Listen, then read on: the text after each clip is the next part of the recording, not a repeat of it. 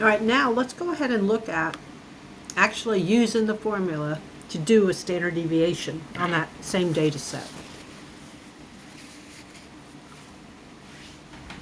Okay.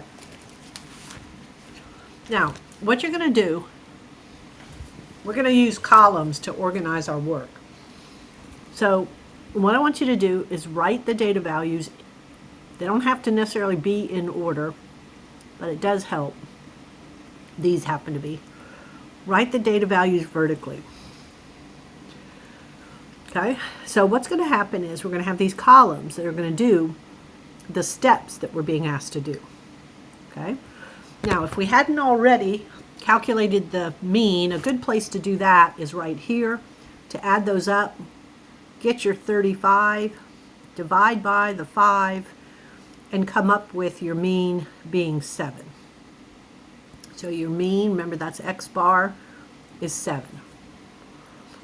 Okay, so these are our data values. These are our x.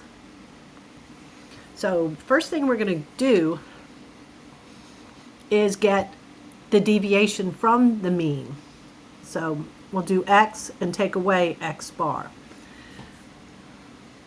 Okay, now you might want to at the same time go ahead and get the next column for that data value because it's already in your calculator screen.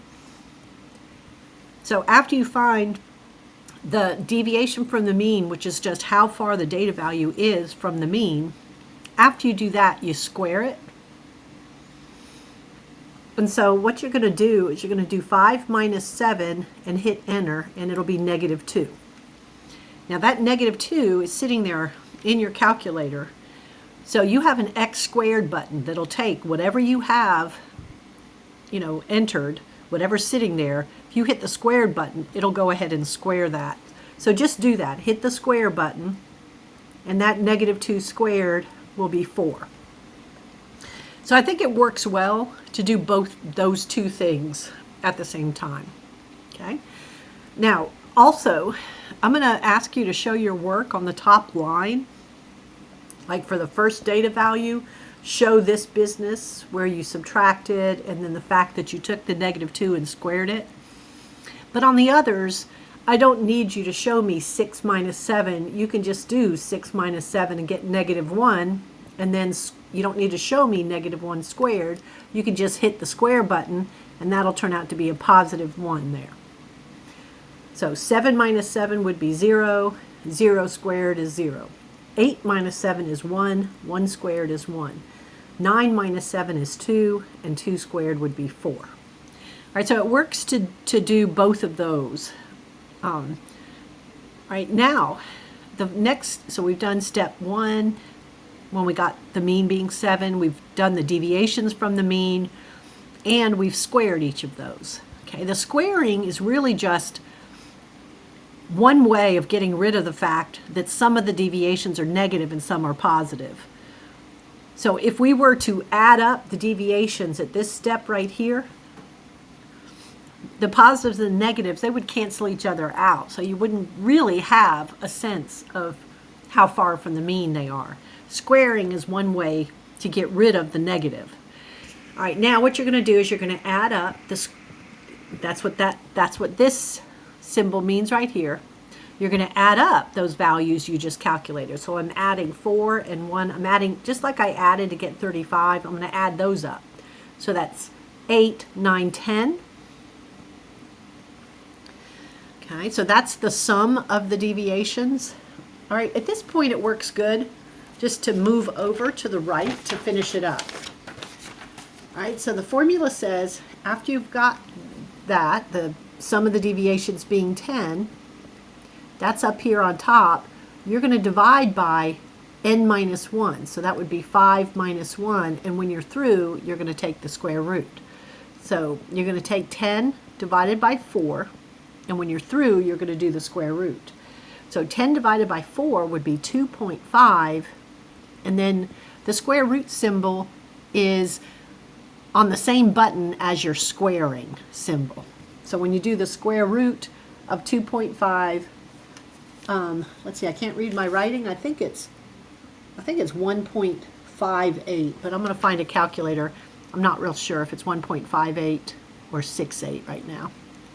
My calculator's not right here. Give me a second and I'll check that.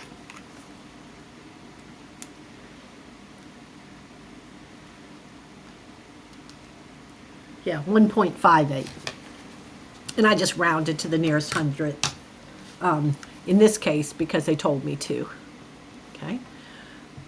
All right, now try this yourself with data set B, and once you've tried it, come back and check it. All right, so for data set B, I'm going to do the same thing. So my X values are 1, 2, 7, 12, and 13. I've already calculated the mean, but if I hadn't, this is a good place to do it. 35 is the total, and I would divide by 5, and so my mean would equal 7 here as well. So my first column is going to be to take the data value and subtract the mean. Okay. And then the next thing I have to do is square those. So it works well time-wise to get the deviation. So do the 1 minus 7 and get your negative 6, but then go ahead and hit the squared button and it'll do the square of the negative 6 and give you 36. Again, show your work on the top line, and then you can do that on the others, but I'm okay with you just doing the work on the others because I know what it is you're doing. So 2 minus 7 would be negative 5, and if I were to square that, that would be positive 25. 7 minus 7 is 0. When I square that, I get 0. 12 minus 7 would be positive 5. When I square that, I get 25. And 13 minus 7 is positive 6, and that would be 36 when I square it. So the next step is to add up the sum, to do the sum of these values we just got. So we're going to add those up. So you're going to add all of those up and get whatever you get. So that's like 72 and 50. So that's 122. And then here's where I like to come over to the side. So I'm going to take 122 and divide by 1 less than the number of data values. And when I'm finished, I'll square root. So I'm going to take 122 divided by 4. And the 122 divided by 4 is 20.5. But I need the square root of that. So again, your square root button should be located where your square button is. And then when I do the square root of that, I get about 5.52. Now, both the range and the standard deviation are supposed to be giving you a sense of how spread apart the data sets are. So because set A, all those data values are really close to the mean, your standard deviation turns out to be a pretty small number. But with data set B, it's much more spread out, and that's why your standard deviation turns out to be a much bigger number. Okay? So it gives you a sense.